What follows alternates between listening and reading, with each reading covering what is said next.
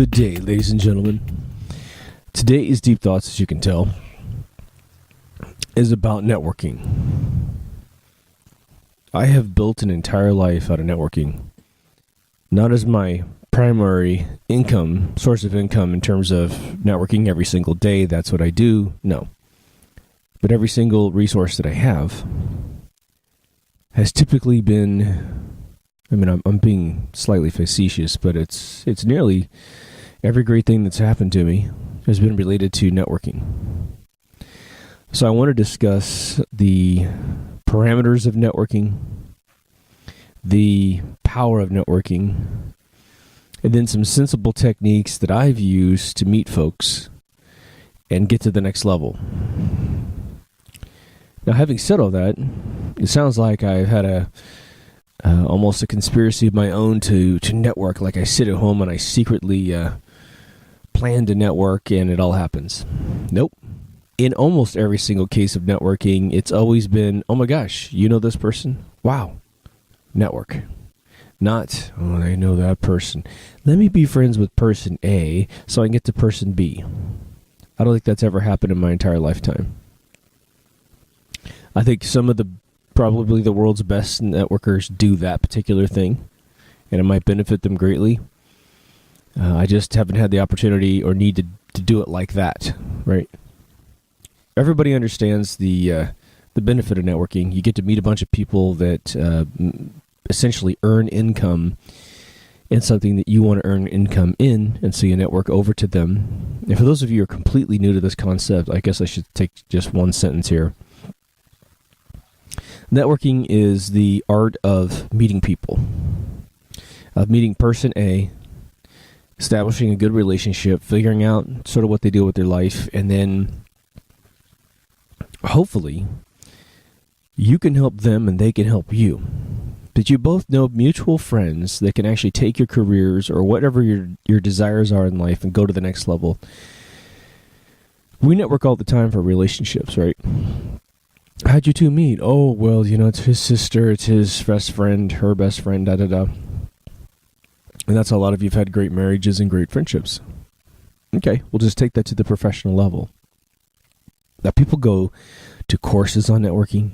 They go to lectures on weekends for networking because it is, for some people, the only way that they're ever going to be able to succeed at all with certain business types. It's rarer than normal business types, but it's important. When you're selling product and you have to meet the people that actually want to buy your product, sometimes it can be hard to meet those people.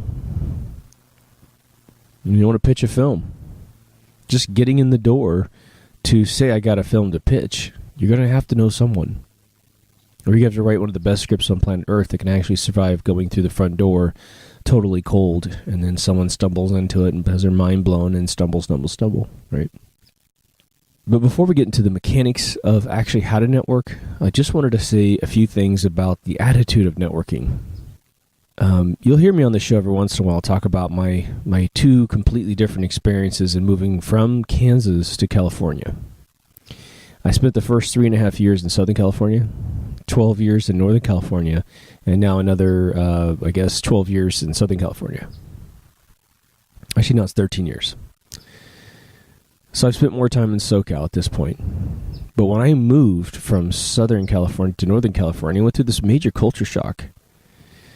And the major culture shock was that people were very used to stepping on other people's heads in the Bay Area. And some of it were local residents of the Bay Area, but most of them were what I call domestic immigrants, people from the United States that have moved to the Bay Area, Silicon Valley to take advantage of the money. When that occurs, they're scared, they're desperate, and they don't carry any of the ethics of the local community with them. Now, when I lived in Southern California, here's the weird thing. This is the first 3.5 years.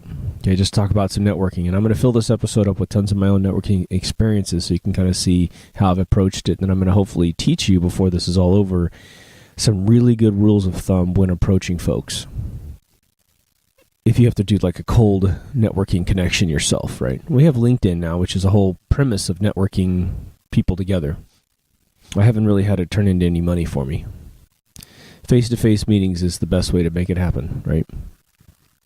But when I was down here, there is a sentiment, and there is a sentiment in Southern California, and it's from Ventura County all the way down, maybe Santa Barbara County all the way down, and I don't know anything about San Diego County much, but down to Irvine County for sure. And that is that if someone can help you, typically they will.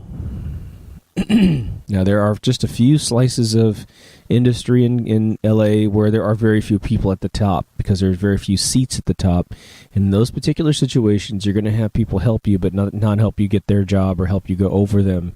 And it's just out of sheer protectionism, right? They're trying to protect their jobs, and you can't blame them, right? If there's only 5 seats at the top, but 500 people want those seats, no one's going to help you. Oh, take my seat. You know, there are limits in LA. There's limits to humanity, right? But in the Bay Area, what I experienced was if there were 500 seats and 5 people that wanted those positions, the first 4 will try to keep the 5th guy out. It was really weird. There was no sense of networking. There was no sense of helping another human being and saying, no, you know this guy? Well, hey, you shouldn't beat this girl, and da-da-da-da. This is the way that this works. There was just some weird cultural problem up there. When I lived up there for 12 years. And you know how many neighbors I met in 12 years? 3. And 2 of them were from out of state. When I came down, when I lived here first, I just hung out with everybody in the neighborhood. I mean, the networking was insane. I came in and said I wanted to learn how to write movies. I'm 19 years old, and the church that I happened to go to had 2 of the most famous film writers out there, and they said, oh, we'll take you under our wing and we'll get you all hooked up. I wasn't even in college, and they didn't care. And they didn't read anything that I had written. Just through conversation, they realized, well, you seem like you have a decent mind. We'll nurture you up. It's a husband-wife team. I joined an acting agency. It was in a movie within 24 hours.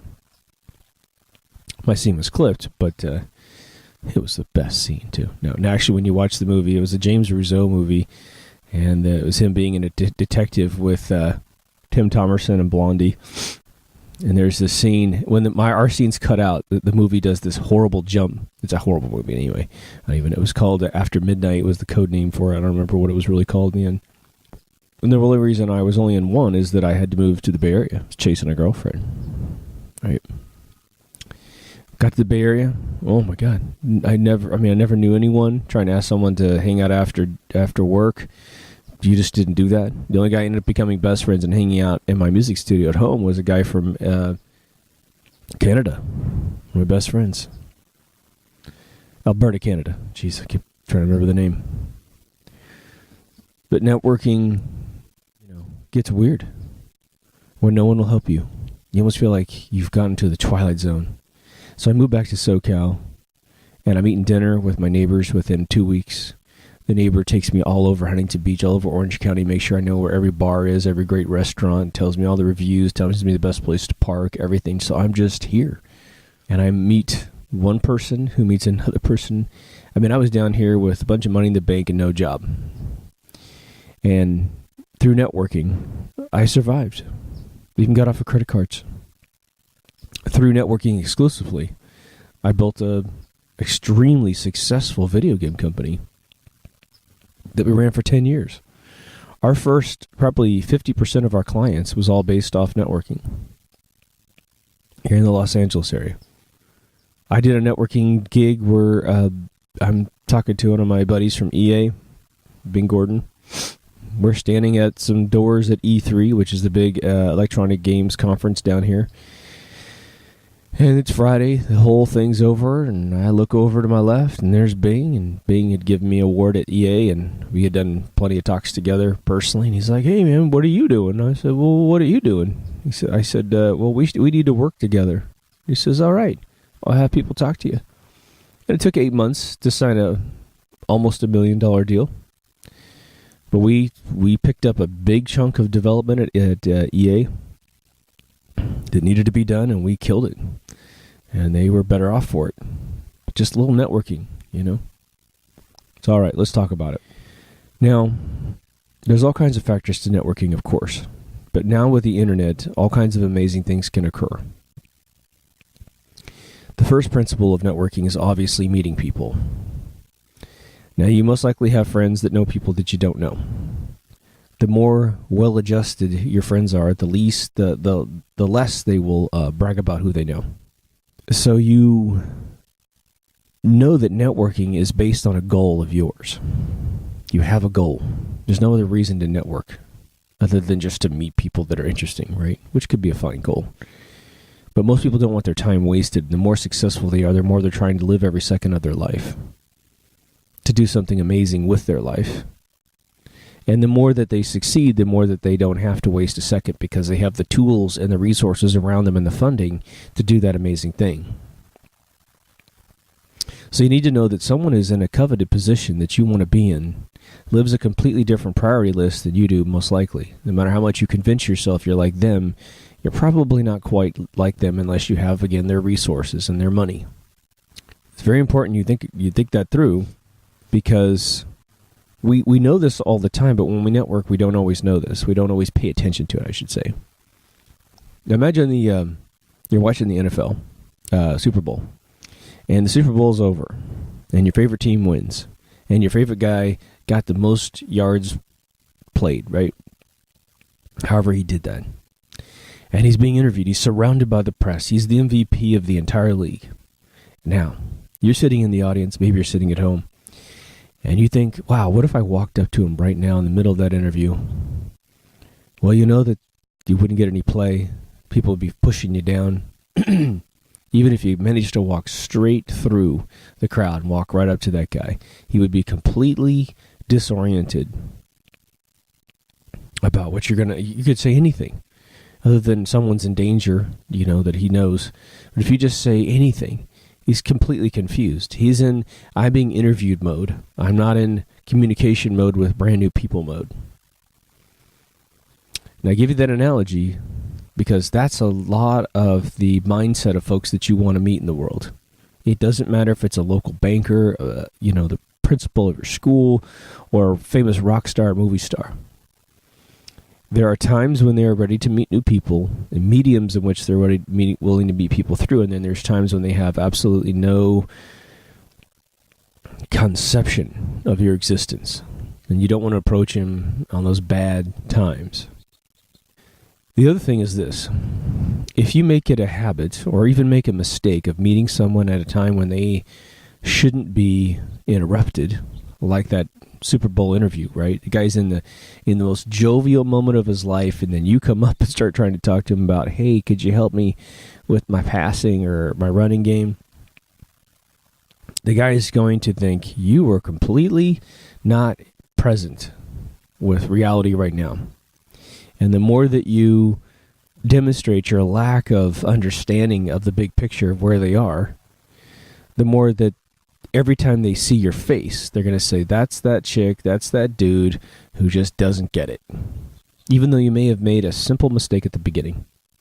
Now, it's important when you do make a simple mistake that you apologize immediately. You look around, you go, oh my gosh, I didn't realize, I'm sorry. If you did that at the Super Bowl, well, they're going to think you're a moron, no matter what you do later on in life. So don't do that.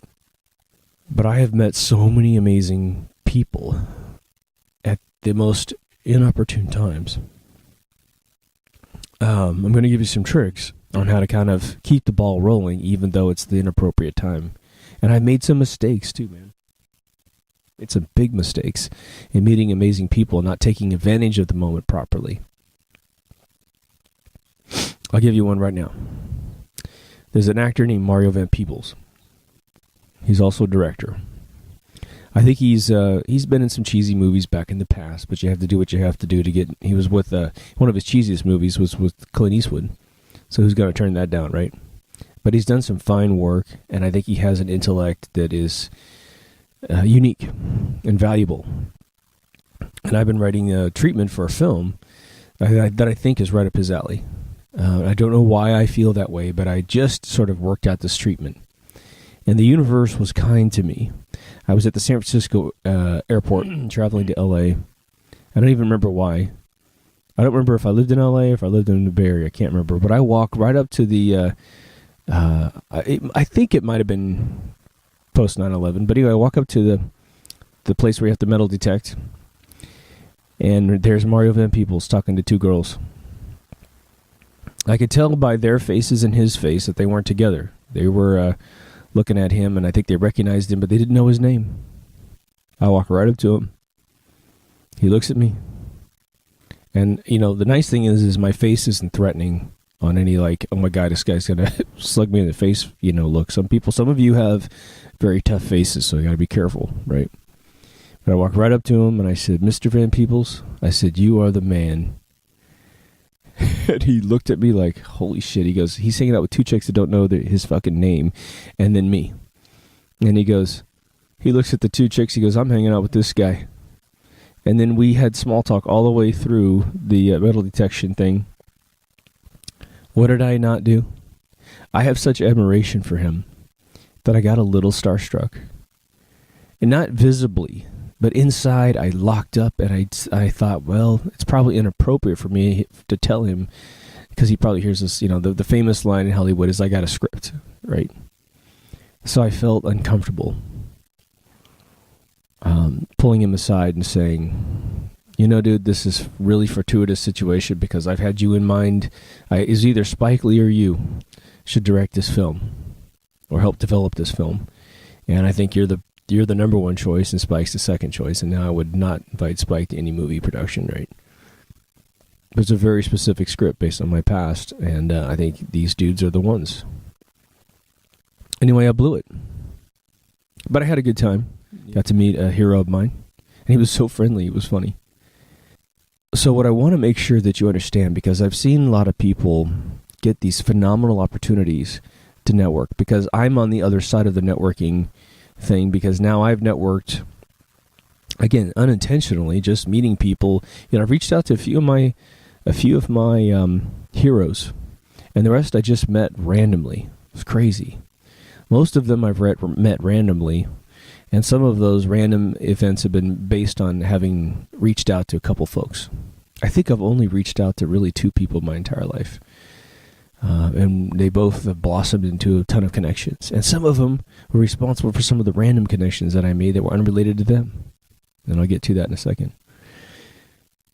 But the number one thing that I see from folks from the outside trying to reach in, and I have a lot of sympathy now because I handle a lot of the email communications between a celebrity and a fan. And so I've dealt with the crazies, you know, the people who are just literally nutso. And I've dealt with people who are very honest and just want to make an opportunity happen. And I've connected them and great things have happened. You know? And believe me, I hate ever blocking anybody's communication if I feel like somebody's just not quite ready for what they're talking about. It's sort of like I try to massage them up. I check them out, reply with them a couple times, you know. We always talk about empathy on the show, right? Well, empathy is a massive skill when it comes to networking. People get that confused with sympathy. So just a real quick definition. Sympathy is you feeling sorry for someone else. Empathy is you feeling what they feel. Two different things. Once you feel the pain of another person, you become amazingly compatible for communicating with them. Hope that makes sense. You need to see them how they see you, or how they're going to see you. And then magic can happen. You can start communicating. You know, I've talked about the whole thing with Steve Jobs. You know, I think about 96 or so, I can't remember exactly the year, and I've got a drive I'm having recovered, which has all the original emails. I've got the last few emails. I don't have the originals. But my original communication with Steve. And I reached out to him, and, you know, the whole thing was about the fact that I'd seen him do his famous Gil Emilio speech where Gil introduced him, and they said, you know, he's going to be this interim CEO, and the whole planet exploded. And I believe it was after that presentation, he was talking to the press, and he was just being very honest, but he was using some foul language, and they said, you know, it looks like we have angry Steve now. We don't have the bubbling, amazing Steve that made the Macintosh. And I thought, wow, that's obviously not the case, but let's tap into this with him. And so I empathetically thought, okay, what's his life remotely like in the world, right? He has never lived in the normal world because as soon as he was old enough, he made enough right decisions and had enough fortune in his life to become a $100 millionaire. Before he was 22, I think he's worth a couple $100 million. Runs off and creates Next. Had gone through all the trials and tribulations of creating Next. Then he bought Pixar, and Pixar releases Toy Story. And so that's working great. He's got this opportunity to resurrect Apple, which is great. All right. And then he cusses a little bit behind the stage to some press and gets a bad article written about him. The very moment that he is supposed to be launching out of the barrel of a gun, people are saying, oh, maybe this is a bad idea. So he gets this amazing opportunity in his life, and the press is already starting to kind of say, well, maybe Steve isn't Steve anymore, so maybe we shouldn't bring him back. Maybe we shouldn't be so happy to bring him back. So he was immediately slipping where he was supposed to get traction. And maybe this had no bearing on his reality or whatever, but I reached in to an email, and I didn't write that much. I probably wrote half a page, realizing he doesn't have a lot of time to read emails, and so whatever I wrote had to be absolutely gripping from the first second. And I got to find this email, but it was basically saying, very glad you're back. I read some post-presentation articles, and they were saying that this happened. And then I very gently just said, I referred him to Kenneth Burke, as I've said in the past, who's a philosopher who really studies the power of language. And I essentially said, we got to be very careful because the words that we use absolutely dictate how people, think about us. And so I said, you're an amazing man. You have amazing command of language and presentation. And I just said something to the effect of, you're never off stage until you're home. You're always presenting no matter who you're talking to. And he never did it again. There was never another article about him being cantankerous behind stage or anything like that. Definitely cantankerous within Apple, but not, in front of the press. At some point, you got to be yourself. And Steve knew when to be himself and when to push it, right? He replied back. I think he just said, thank you for caring, He was really famous for these one-liners. And then eventually, a couple more emails. The other thing is that I wasn't going to send him, he replied back to me, therefore I have now the green light to send Steve emails all the time as soon as something occurs to me.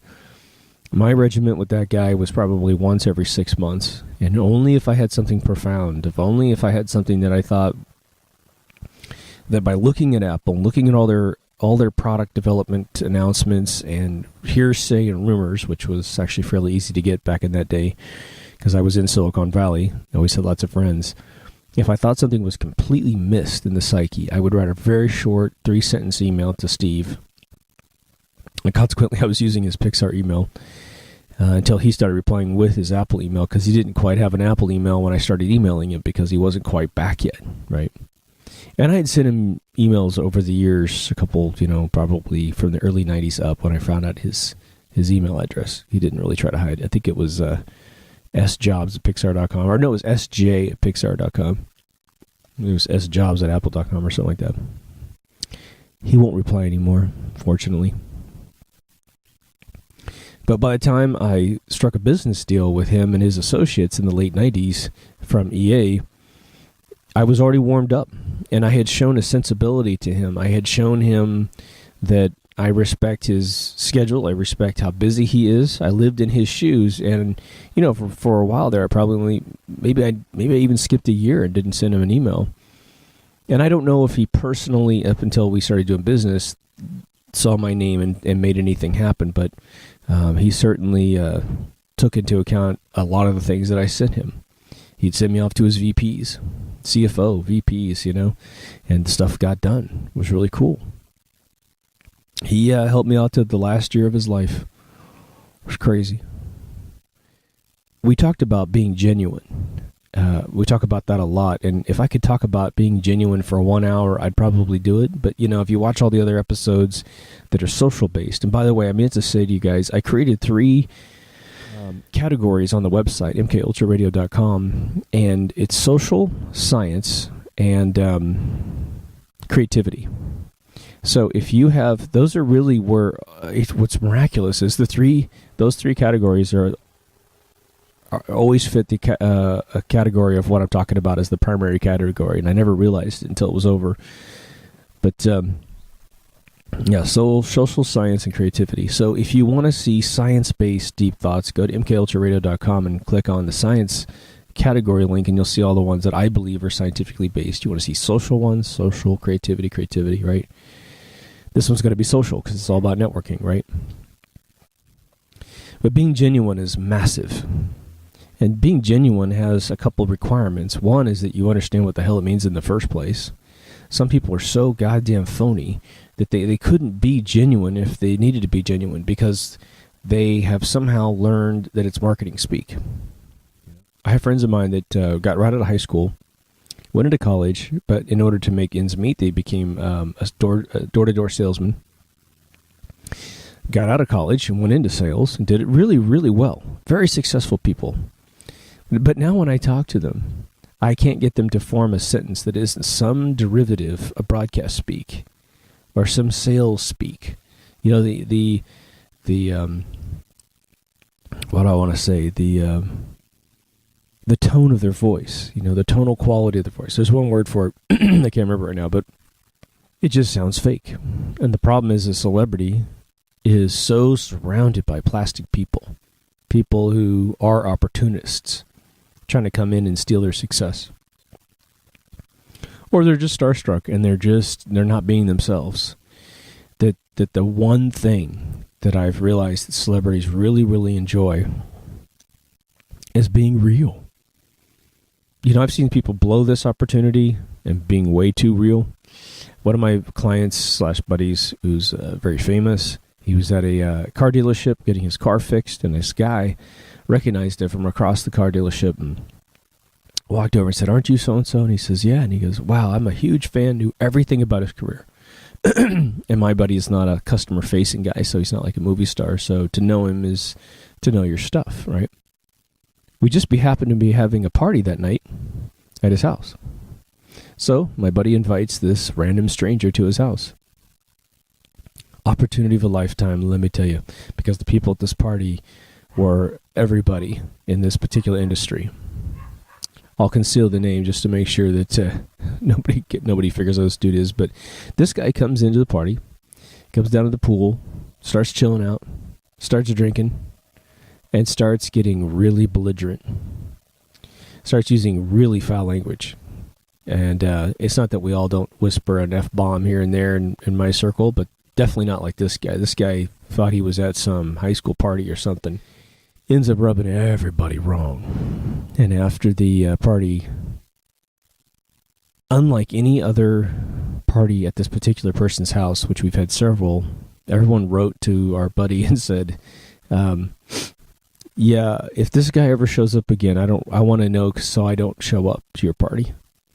And so he sent an email off to this guy saying, "You're not invited anymore."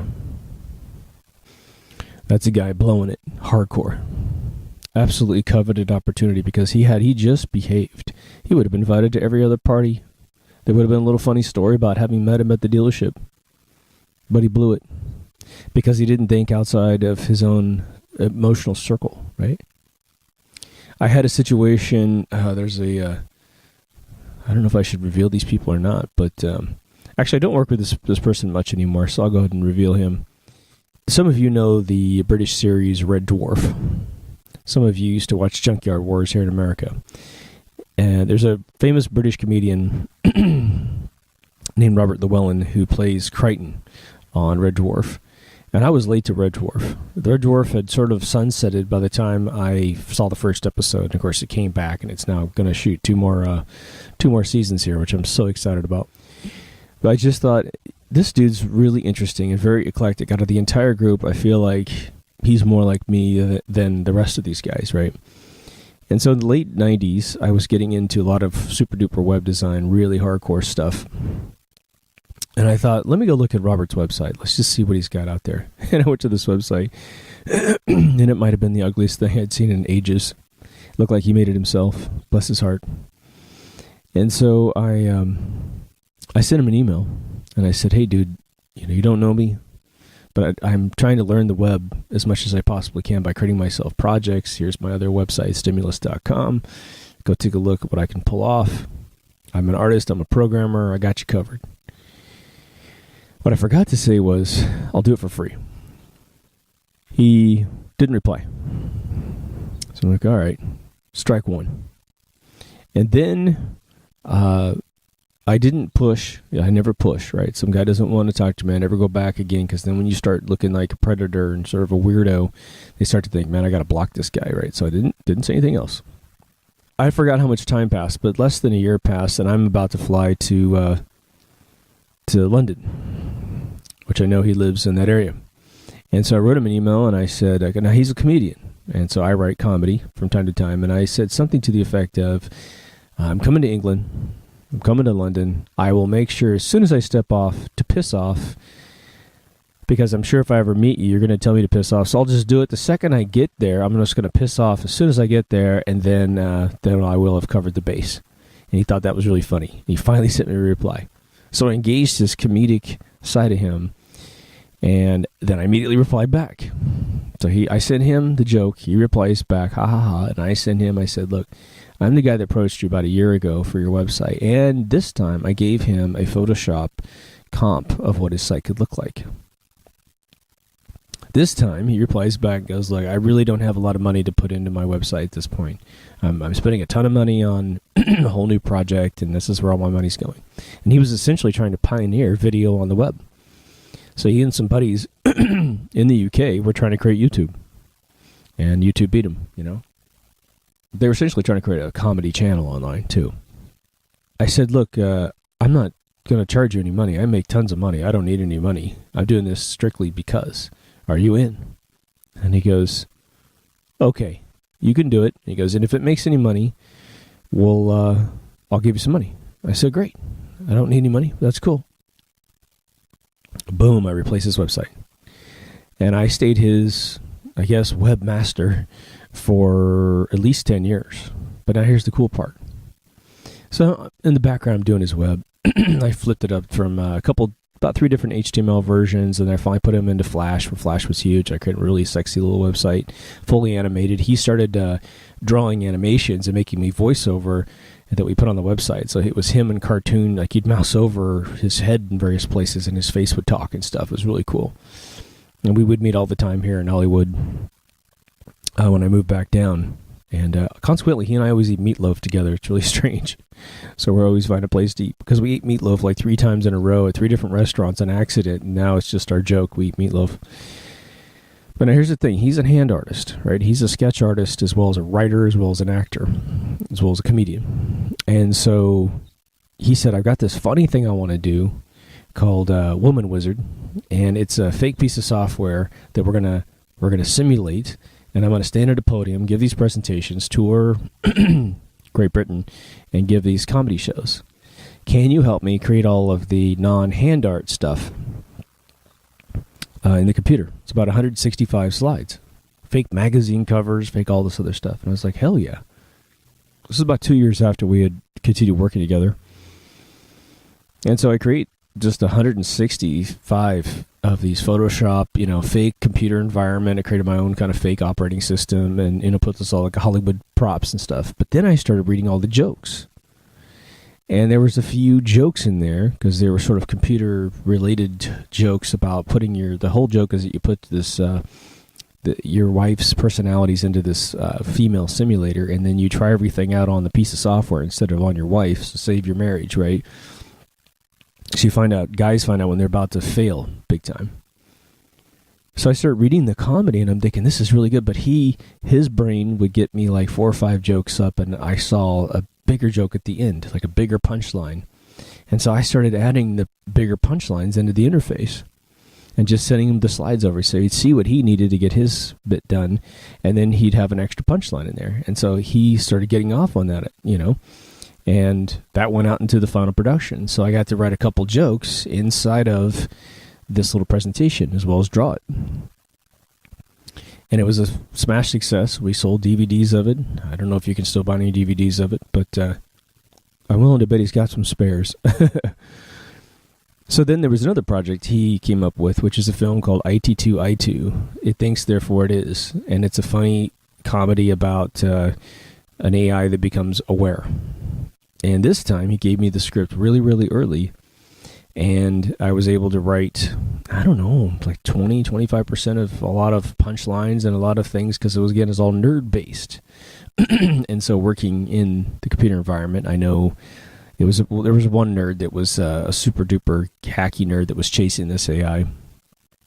And so I got to write a bunch of that. And then Robert acted the lines that I wrote.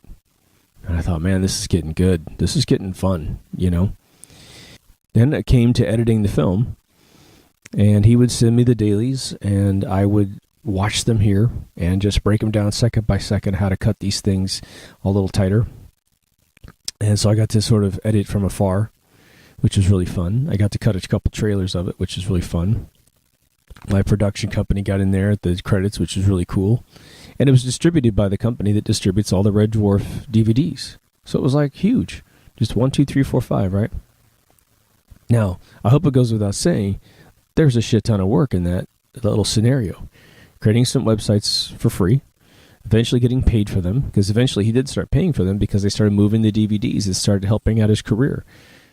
Definitely showed the industry that he was still alive and well and kicking, right? Not that anyone ever questioned that, but it always helps when someone, it's weird how these production companies try to, well, where have you been? I haven't seen you in a long time. You're like, oh, you have no idea. And so now he's created a show called Carpool that was completely... it's been completely copied all around the planet, which is he takes a celebrity to work in the car. So if you see any of that type of show, that was his show first, called Carpool, YouTube only. And now he has a show called Fully Charged, which talks about all kinds of electrical technology. And when he finally got that going, we essentially folded up the website because those past careers were sort of over, and we forwarded the domain directly to his blog site. So it's cool. But the only way I could get in touch with this guy was to empathetically live in his shoes, right? I hope this, I'm going to give you the Steve Jobs example and the Robert Llewellyn example so you can understand. I've talked about my writing mentor a couple times in the screenplay episodes. You know, he is to this day one of the most intense guys on planet Earth, and you don't mess with his time unless you have something to contribute. And he just protects himself like that. And he doesn't dislike you if he doesn't spend time with you. He just says, look, I need to make sure every second I'm alive matters. And I'm not going to surround myself with people that don't understand that, you know? And this is professional only, right? You can surround yourself with loving people that don't necessarily engage your brain to the fullest extent. You know, what astrophysicist comes home to a normal wife and kids and can have an astrophysics conversation with their wife? You're going to have to figure out that there are professionals that engage that side of your brain, and then there's your wife that'll make you a human, you know, or your husband or whatever. So let's get into the meat and potatoes of you having to network something that you want to do. Now, it's a little bit tough for me to give you a one-size-fits-all strategy. If we had a weekend course, we could actually pass out little 5x7 cards and have you guys fill out what it is you're trying to accomplish in networking, and then I could improvise a course right on the spot of what you need.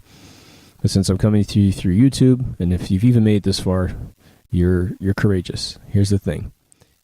You obviously want individuals that can buy what you have to offer.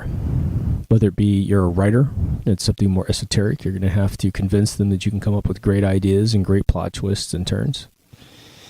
And that you know, if you're writing for a television show, that you understand the pre-existing television show, or if it's a brand new pilot, you're going to have to tell them you understand previous shows that are like the one you're writing for. Okay? If you are dealing with a product that you need to sell, whether it be a service or a product, you're going to have to figure out people that really, really need what you're selling. And hopefully this is built into the success model of your company, that there is a demand for your product. If you're just looking for mentorship in a particular skill set, it's more personal, right? What I have always done with any one of those three, let's push out. I just gave you two sort of personal, professional ones. Let me move out of those and get into the professional ones. Getting a call from a salesman because I've been at the tippy top of many organizations in my own company, getting a call from a salesman just on its face. The guy could be selling you a $2 cure to cancer. And just when he or she starts talking like a salesman, you sort of don't want to listen, you know? And there are great salesmen and saleswomen out there that could school me up and down in this area. So this is one guy's opinion. I'm not by any means a definitive source on this, but the one thing that I've been able to do to get in these conversations over and over and over, right? Dozens and dozens of $1 million deals, right? Is one, get to know the person. Now there is a huge element of how much time you actually have to pitch anybody anything, right? There's something called the elevator pitch. The elevator pitch goes like this. You happen to step into an elevator. Maybe you got 3 to 5 floors. You're going to travel on a very quick elevator. The person you'd most desperately need to talk to close the deal is in that elevator. And now you need to engage them to get to the point where they're going to listen to you pitch something. Now, here's the mistake a rookie makes.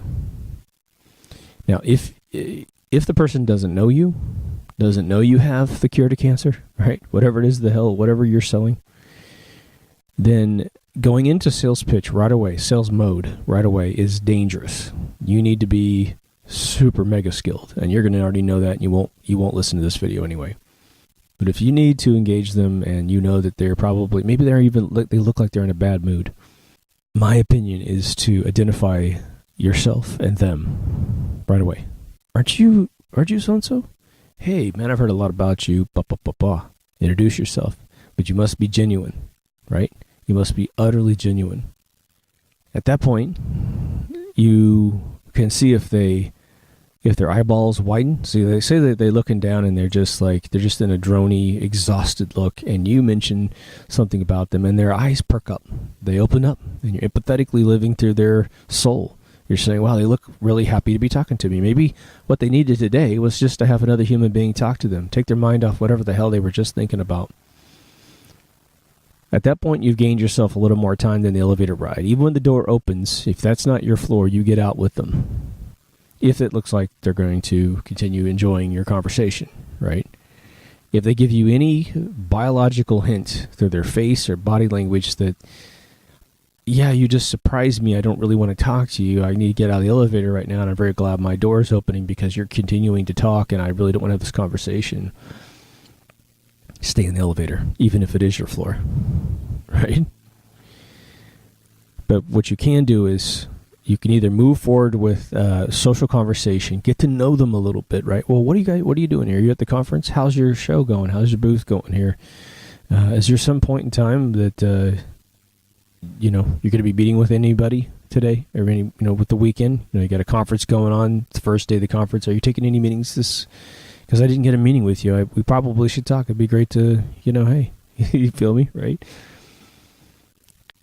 If you meet them in a social setting where you maybe meet them at a bar or a restaurant, you've got a lot of good time unless they're with somebody and they're engaging conversation with somebody else. Then you got to be careful because you're interrupting them, right?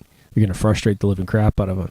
How many times have you been at a restaurant and you're really getting to your point with the person you're at the restaurant with, and the waiter keeps coming up asking you every goddamn 30 seconds whether or not you have something? You're just like, dude, if my mouth is moving, you're on the other side of the restaurant. Second I'm eating, you can come up and ask me yes, no question. Just, well, we're here because we're having a meeting, right? Stop bothering us, right? Obviously, it's not exactly how you feel, but that's sort of how you get frustrated from time to time, right? Offer them something, like dinner, like a drink. Tony Robbins used to do two things when he met with people, according to him. One, he would offer you something to drink. He said the minute you offer someone something to drink, subconsciously a good person will feel like they owe you something back. So you put them at a disadvantage. Kind of neat. If he ever did a meeting or he needed to negotiate, and there's a big conference table, he would always sit at the end of the conference table. And they would wrap around the end because, visibly speaking, whoever's at the end of a table is the person in charge. Very interesting, right? Now, I don't play many of those games, personally. I think me just talking, I can win you over through genuine, real, let's make some money and have fun together at the same time sort of thing, which is what I recommend you do. When it comes to making money, and that's why you're networking, I can tell you right now, the secret is that the faster you can get to making money and not have pie-in-the-sky dreams, or if you do have a sort of a pie-in-the-sky pitch, you need to say it right off the bat. If you think someone's going to be annoyed by your presence, but you still want to put the little hook in their cheek to talk to you a little bit later, here's an example of what I do, because it's genuine. If I'm on the elevator with that guy and they look like they've had a long freaking day, man, it looks like they flew 5 hours and then had to go to the trade show and help set up crap, and they've been on their feet all day, and you can just tell laying down in the bed is what they want to do. Then here's what I say. I say, hey, it looks like you've had a long day, man, or I'll say, you don't want to say like you look like shit, but you can just say, look, I'm sure you're really busy. I'm sure you just want to kick your feet up and relax, but I'd love to meet with you sometime this weekend. If nothing else, just to catch up, just to find out more about what you do. If you don't know them, it's more about finding out what you do. I think there might be some overlap between our companies, and we might be able to make some money and have a lot of fun at it, right? And everyone's like, fun making money? Hell yeah, let's do that, right? And again, the more that you show up tightly dressed, and I have long hair. A lot of people associate long hair with being some doper surfer guy, right? But the second everything else in my attire looks absolutely immaculate, and I speak well, and I smell good, and I'm clean, and I'm shaven, and everything else is super duper tight, and I have their well-being in my speech patterns, right? I'm looking out for you. Boom. Then they're like, wow, who the hell is this kid, right? I actually had some fun in a tiny little elevator conversation, because the douchebags that I usually see have white shirts, ties, they're sweating, they're overweight, they got the super duper cut my hair 2 days ago or 2 hours ago cut, and they're just full of crap, right? They're just dressing up like a salesman to somehow, get themselves 80% of the way, when it's really, you're only 5% of the way by dressing up like a shill. Dressing up like someone who's just out to pump crap. Coming in a little rock star, however you do that, can be really interesting. And the people in Hollywood that I see, and the people in music that I see that just close all the deals, the ones that get backstage, the ones that get invited onto the sets, the ones that get invited to all the special coveted think tanks, we're all pretty original looking, just so you know. So be very careful crawling into the neck noose. Doesn't mean you can't wear a tie, but just understand how you're viewed by some. I went to a think tank. Last one I ever went to, this guy shows up in almost a Pee Wee Herman shark suit. Just bright, silvery gray with his white loafers, and he had a little pink bow tie, and a very manly guy, a very big dude. And he bragged about having just been caught with several kilos of cocaine, which was, everybody in the room was going, where do you think you are, dude? We're not a bunch of drug cartel guys. We're business people, right? But he will never be forgotten. I didn't forget him. I forgot everybody else that I met, Not everybody, but everybody was new, right? I was new, so we had this little ritual. Nothing weird. We just had to announce who we were, and I think why we were cool. Like, that was the thing. Isn't that weird? Now let's say you're approaching someone remotely. And I want to say too that these techniques most of the time work, but sometimes they don't work. Sometimes people are so, like I said, with Robert Llewellyn, I approached him and got nothing the first time, but I never gave up. I kept thinking empathetically about who he was as a person. I thought, well, what would be a really funny thing for him to read? And I managed to hit it right on the head. I think as well, and I think if you're listening to me right now, honestly speaking, I think you're most likely, like if I were to place a bet on any one of you and you made it this far, I don't even know how far we're into this, but we're quite a ways in, I would say you're an interesting person if you made it this far. One, you have an attention span that can listen this far. That's huge. That's one of the biggest things about Deep Thoughts that makes it different. And there's tons of 2-hour videos and 3-hour videos all over YouTube. In fact, there's 10-hour ones where it's making bacon pancakes, right? But the idea is we're getting into deep subjects, and so you have to have an attention span. You have to be interested in this kind of stuff. So I'm saying we're a little club. You know, I hate to be an elitist, but we're a little club of folks that are at this level, you know. And your comments indicate to a lot of you that you get to the last 5 minutes. It's amazing, right? But what I wanted to, the reason why I mentioned that, other than just to say you're cool, is that you need to make yourself interesting. And you need, because when you're networking, you're approaching people. You're going to have to make yourself interesting in words. Right? You've heard me say 100 times on the show, do poetry. At some point in your life, write poetry. Or lyrics, if you want to call them lyrics. Because it will kick your ass. The more you're honest with yourself, it'll kick your ass. Now, some of you guys say, well, how long should I write poetry? I would say there's an answer. Well, if you love it, do it the rest of your life. But if you're just going to do it for the exercise that I'm suggesting, you need to do it for 2 years.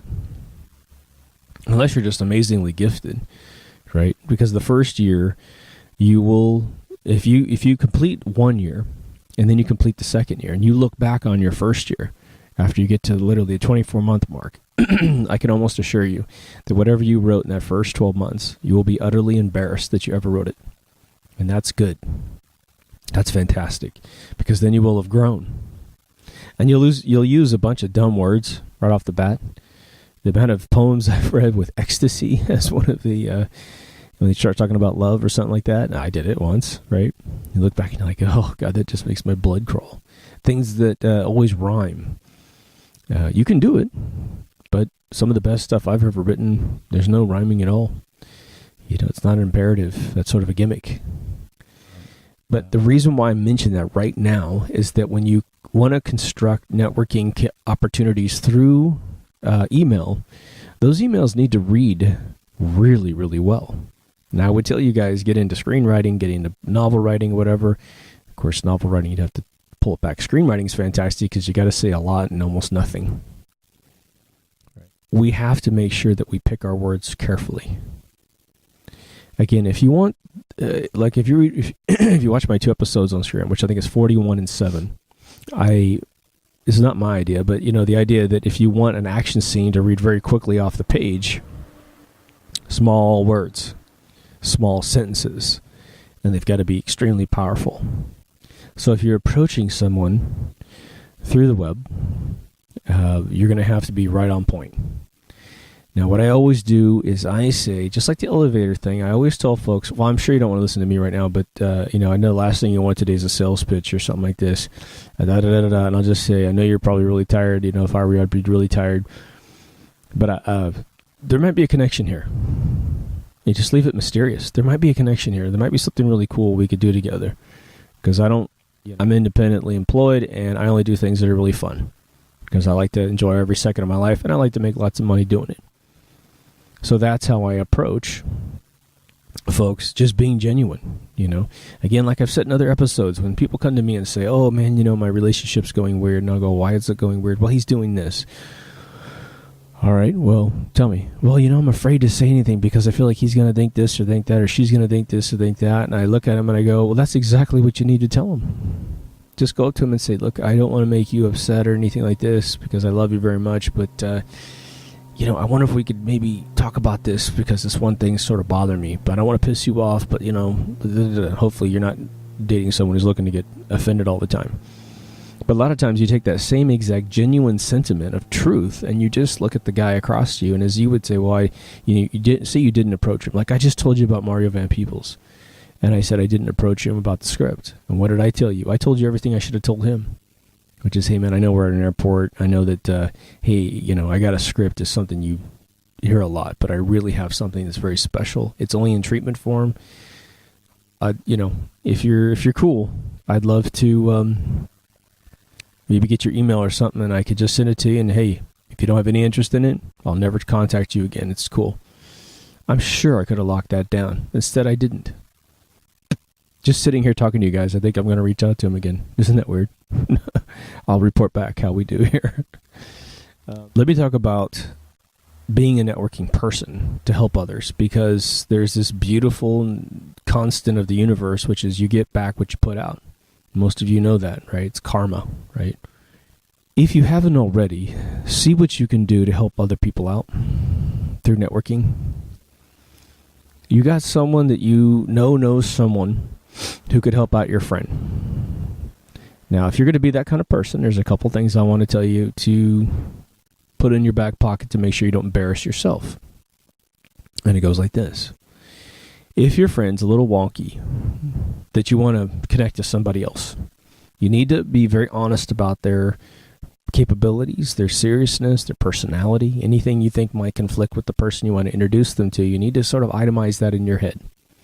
Then when you go to the powerful contact, the one that's got the opportunity or potential opportunity, you're going to need to tell them all about your friend and say, okay, well, I got this friend of mine, and they're slightly goofy, but they really are very serious, and they're very talented, but maybe they're a little nerdy, maybe a little more artistic. And I was just curious if maybe either you could point me to somebody else that's got skills like this and be willing to work with this person, or maybe you could meet with them personally. But you qualify the whole thing up so you don't damage yourself in the introduction. You know, if you're really nervous, don't make the introduction. Work with your friend for a little while and tell your friend, look, I got this connection. It could be huge for you, but I can't make the introduction until you tone this particular thing down. Or why don't you tell me about this particular thing, because this looks a little wonky here, right? And then you get them groomed to make the introduction. And you still need to tell the other side that there, something might go wrong with their personality. But then you, if you can, obviously be present during the introduction. Be present during the first meeting, I've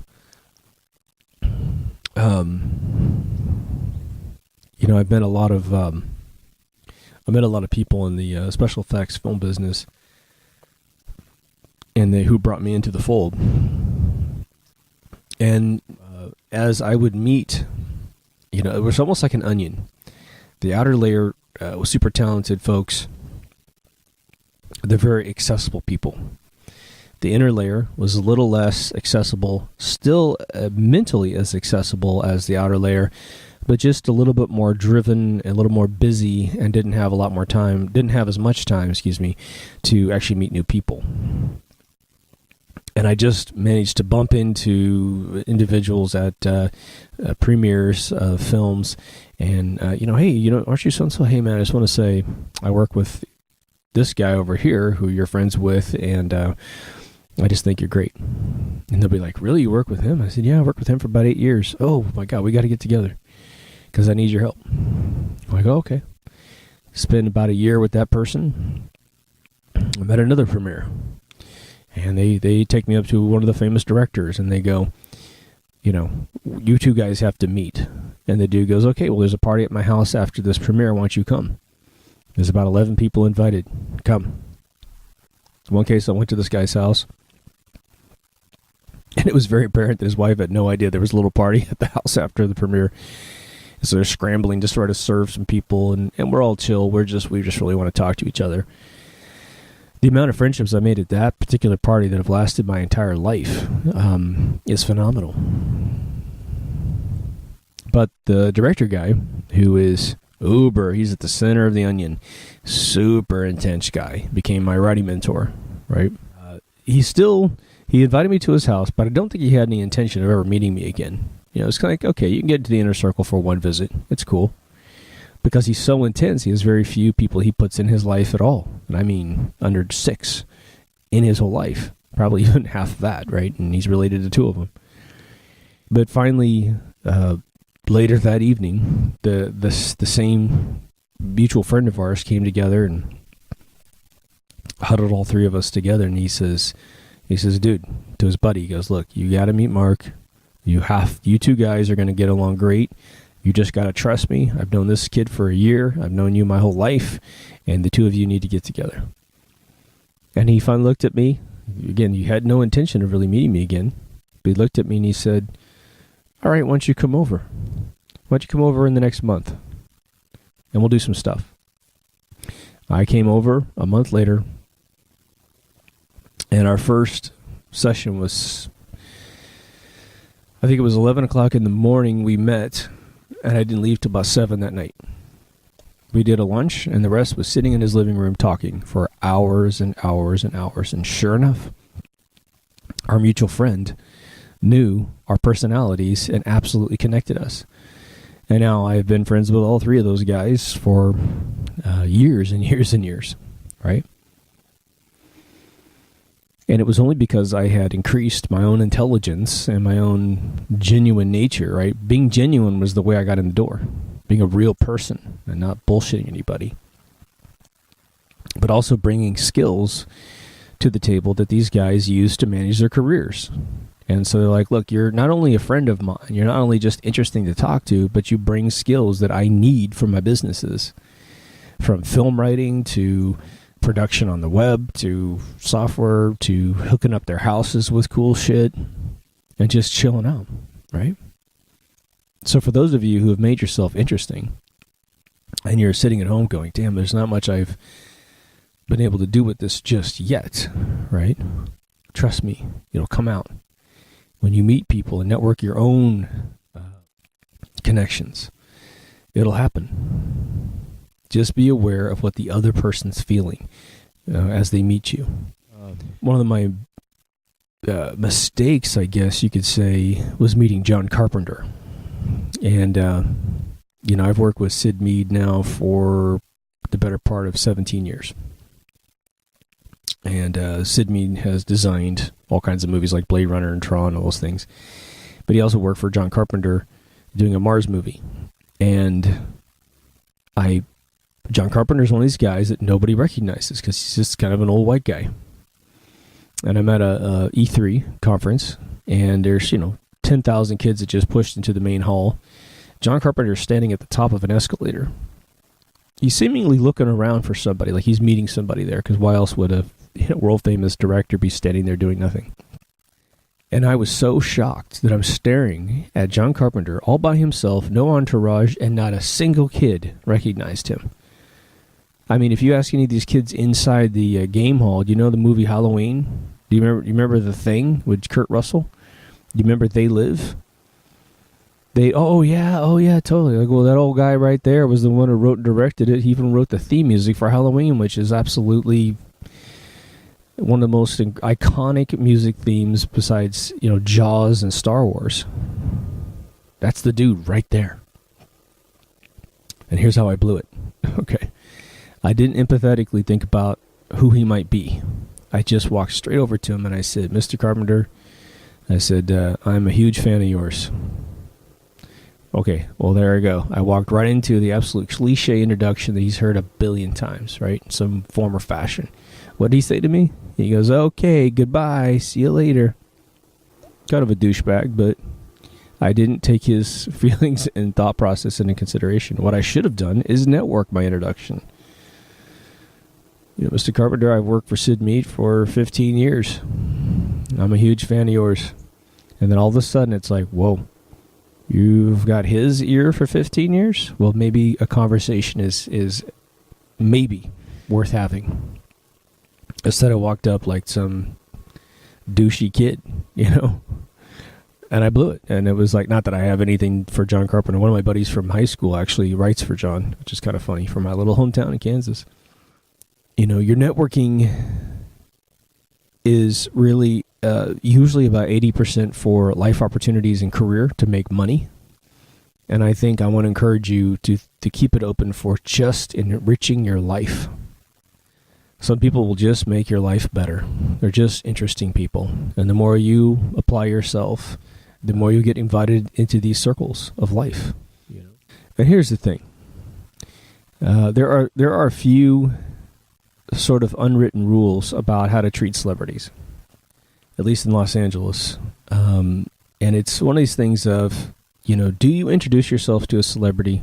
And I don't mean necessarily just music and acting. Could be anybody who's somebody in the world. Some of you will believe, nah, don't bother them.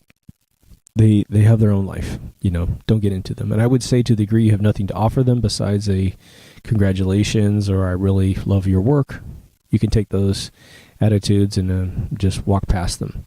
If nothing else, just do your standard introduction. Say, hey, just want to say I'm a huge fan. Have a great day. They don't dislike that, trust me, right? And no matter how famous somebody is or how successful they are, even Steven Spielberg has a problem funding films these days. You know, it doesn't matter where you were in life. Look at Grumpy George Lucas, right? He is not a happy camper in certain areas of his life. I hope he is, but, you know, from his interviews, he seems to be frustrated with life. But he seems like he cares, which matters to me, right? But I think that one thing that we need to do is say to ourselves, very honestly, do we know enough about what we're talking about to make it worth someone's while to introduce ourselves beyond a congratulatory statement? And if you think you do, and, you know, the more you labor on it in your mind, and try not to get obsessed with somebody in your life, right? Try not to get obsessed with celebrities. If it's just this one guy, this one girl that can totally make my career and no one else can do it, that's obviously not the truth, right? So we've got these crazies who go out and stab people and stuff, you know. My God, luckily they've all been truly insane and not really with it, and they certainly wouldn't make it this far in a video, I don't think. But the idea is, you know, one, we might be viewed like that until we can kind of calm everything down, but, you know, rehearse what you would say if you ever met certain individuals. And, you know, push to meet people sometimes. Be cool and realize that, you know, like if you had to push through a crowd of 1,000 people to meet someone at the end of that crowd, you're going to some appearance of a celebrity and you want to get to them and you want to say something. Well, realize that that may not be the right venue to do it. They're so overwhelmed by meeting thousands of people that there's no way you're going to distinctively pop out. So maybe it's not the right way. Try to approach them in a channel that is something that they can reply at their own pace, right? When I sent emails to people, they were able to reply at their own discretion. They could reply on a toilet in the middle of the day. They could reply at 2 o'clock in the morning in their underwear. They could reply on a plane flying somewhere where they got 5 hours to do nothing. And now they're reviewing things they wouldn't normally review. And there's your little email. So sometimes that's a great way to introduce yourself, right? I have found on occasion that when I sign my emails, if it's someone completely random, I'll put my face in there. Put a little profile pic of myself down by my signature. And, you know, depending on how you look, it might help you calm them down on the other side. So they realize, well, he looks like a nice guy. It's not to say you're good looking or whatever, but, you know, if you're well kept, maybe they just take that and they go, well, looks like I'm dealing with a really good professional that's got their whole thing tight. I will say that I think that the world does have sort of involuntary judgments of us. You know, and I've seen this in my own family when I've had a family member of mine get really obese. We only have really one family member in our whole family that got really heavy. And let me just give you a little clue here, right? And believe me, I know struggling with weight is a tough thing. And I'm currently now engaged in my workouts again. Finally, it warmed up a little bit so I can get my workouts and not freeze my butt off. I'm going to work out right after this video, right here on this patio.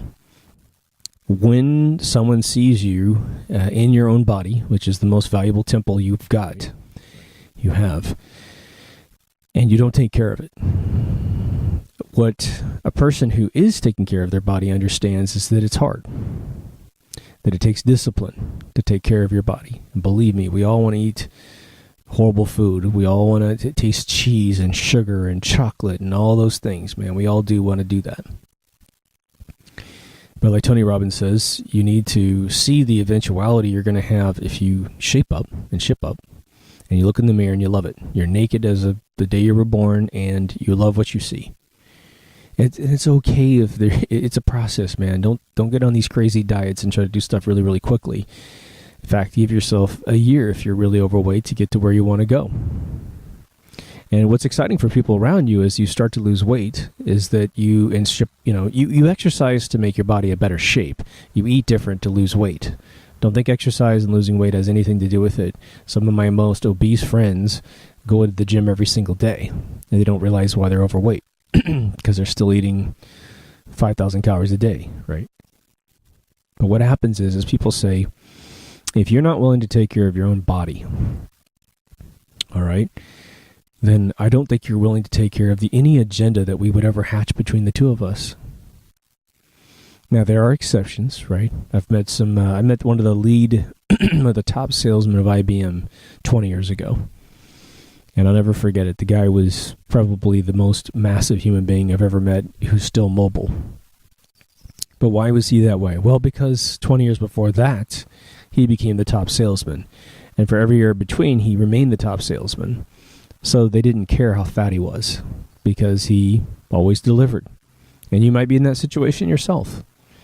I would just say for the longevity of your own body, we want you guys to live a long time, especially if you're watching these videos. It just is an indication you're awake. I don't care if we have differences between the two of us. I still want your opinion out there. I want you to be alive. We need the warriors of truth to be alive for as long as possible. In order to up your ability to succeed, I want you to be as tight as you possibly can be. If you're in the midst of a weight loss situation, you happen to have an opportunity fall in your lap, I'm just going to tell you, maybe you make a little comment about your journey, to the person you're meeting with. Say, yeah, I didn't even realize it, but I put a bunch of extra weight on, and I've lost this much weight, and I'm really, I'm really enjoying the process. But I'm doing it logically, and I'm not on a diet. I just have a method of eating, and I'm exercising more now, so I'm pretty excited. And then this person sees you in a completely different light. Maybe they judge you by the book cover, and they're like, well, I thought they were a little overweight, looked a little strange. Looked like they were sweating just because they were covered in fat. They're heavy. They're hot, But the guy or girl said to me that they're on a new pilgrimage to shave that off. They recognize that as something that probably should change, something that should improve. And then all of a sudden you flip the negative potentially in their mind to a positive. And you can't blame anybody for doing risk assessment with the networking opportunities, right? They're trying to figure out who do they spend their time with. They might have a really tight-looking person who seems to be full of crap constantly, and then you come in and you're genuine, and you take in their feelings and you take in what they're doing. Now, if you have a person that you really, really want to target, it's super important you learn about them before you talk to them. Learn about, especially a professional person, right? You need to understand, I like Doctor Who. The original series back in the 70s and 80s and 60s, and the new ones, which I just heard, I think it's being canceled again. But I wrote a full season treatment to transition the Doctor from Matt Smith over to somebody else before Matt was fired in the middle of the my process. But I tried to get a hold of Stephen Moffat, who at the time was one of their lead writers, and I think he's one of the best writers on planet Earth. He works now with the Sherlock series. He's always in a bunch of stuff. Well, it turned out that Robert Llewellyn's management agency is Moffat's management agency. So I kind of worked through Robert, and I said, look, I'm not going to drag your name into this at all, but thanks for the referral. And I know that submitting writing ideas to writers is a no-no, right? You're not allowed to.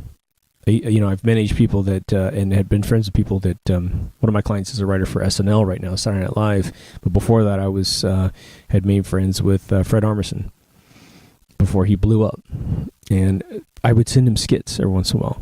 And he's told at his end, don't ever take anybody's idea because they can come sue us, right? So, I'm very familiar with the process. Star Trek, you can't just submit an episode to the television series because, again, they used to have that aperture open in the late 80s, early 90s, and that's how they found some of their best writers. And so why they've shut it off, I don't know. But I contacted this agency in England, I believe they're London proper, and I said, look, you don't know me. I'm working with professionals over here on this end, and I said, look, I've got a treatment that I want to submit to Steven. And this is, again, before all the news came out that Matt Smith is being let go and the series is going into complete chaos, right? And I said, look, I know what the deal is. I know that you guys can't take outside solicited ideas because of ownership issues. And I said to them, look, I'm nobody to you guys. And I said, why don't you represent me? We'll sign a deal between the two of us. I have no conflicting agreements on this end that would compete with your agreement. I will sign over complete ownership of this idea to you guys before you see it. I'll let you have this whole thing because I want the credit. or I at least want you guys to know that I can do this. Now, what I didn't know was that Moffat was pulling off of the series, moving on to other things, and that the whole series was in chaos. For some weird reason, I didn't get into investigating it, but I went and researched Moffat, and researched all the stuff that he had done, right? And so I was prepared to have an exchange with him, but I never got the exchange because I couldn't, everything was falling apart, right? So that's an example of me trying to get in, and I just could not get things pushed through, right? Super sad. I just took one of my friends who's a huge Doctor Who fan through my treatment, and it was funny. She's been a huge fan for a long time, total nerdy kid, and she's in her mid-20s, no, late 20s, and she said, I just got goosebumps. Like, she almost cried when I told her the twist at the end of this treatment. It's pretty funny. But it's very specific to the transition of a doctor. But so yours truly doesn't succeed sometimes badly, hugely, but I keep trying, And for the most part, I do at least 60 to 70% I get through. It's kind of cool. I've written film treatments for specific actors, and I'll send it directly to them. Their fan clubs where I know their family's opening the mail. And I say, look, I know what the situation is, right? But your family member lives in L.A., I live in L.A., and I think that watching everything on television that your family member is involved in, they're always sort of supporting actor. They're never like the key actor, and these series never go on for very long. So this film is directly written for your relative's strengths. So let's start submitting scripts around that belong to that actor so she can get the job that she needs, right? And sometimes it works, sometimes it doesn't, right? Last one I didn't work. I couldn't get a reply because of all the don't take an idea from somebody outside. No matter how many credentials I threw out, I couldn't get them to respond. Right? So do get behind the individuals that you're meeting, especially in a business sense. For instance, if you want to talk to a CEO of one company, you should know where they've been before they got to that company so that you know their history. And so when you're in a conversation, you can say, well, weren't you the CEO? Well, no, you don't say it that way. You just say, basically, I know you were the CEO of this company, and I wondered, if there was any benefit from that job into the one you're in. How did that help you out? And everybody wants to tell you their knowledge and their wisdom. Everybody wants to share what they know because you give them authority at that point. And if you're smart, you want the knowledge out of them anyway, right? I know you guys feel me. I'm definitely rambling around a little bit. I thought this might have some value because it's been a key process in my life. I wanted you guys to see it at the subatomic level of thought process. Remember, empathy is your key. Research is your key.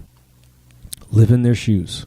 Right. Live in their shoes. Know when it's a good time to meet them and when it's not a good time to meet them. And you can always have something ready. You could even have a business card, with some writing on the back that says, hey, I'm the guy you met and would love to talk to you about this sort of project, You won't win them all, but you'll get better every time you try. So get out there and network. And again, try to help other people network. Honestly, I think you'll find out that when you lay your head on your pillow at night, if you're responsible for anything succeeding in life that you like, and even if you wish that you were the person that had that talent, but you still make the connection. What if you were the person that introduced Joseph Campbell to George Lucas? Those two guys put together Star Wars together. What if you were the one that made the introduction, but later after Star Wars released, you're like, oh my gosh, I wish I had been Joseph Campbell. But in the end, you can tell all your friends, look, Star Wars would not have existed had I not made that introduction between those two guys. Someone introduced Steve Jobs to Steve Wozniak. And when that introduction occurred, we got Apple Computer and everything that came from it, all the innovation that forced other companies to get better. We got GUI interfaces out of Xerox because of the chain of events that occurred. So you'll be surprised at all the things that you love in life actually came out of really weird networking introductions. You will have heard of 1 million in your lifetime.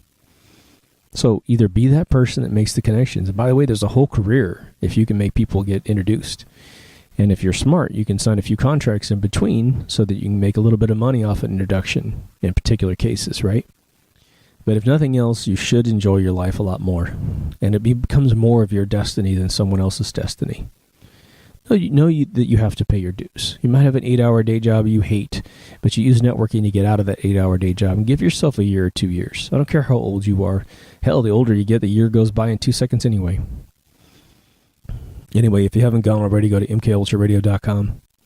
That's just a channel for everything. Again, those 3 keywords: social science and creativity, just in case you want to zero in on deep thoughts that have a particular tone to them. I hope you're enjoying yourself. Again, you guys have done a great job recommending stuff. I've got a ton of these things in the queue. I'm having a problem keeping track of all my footage. My Final Cut's full of all these shoots, and they're not labeled. But we're pushing them out. I'm going to push out quite a few as fast as I possibly can here.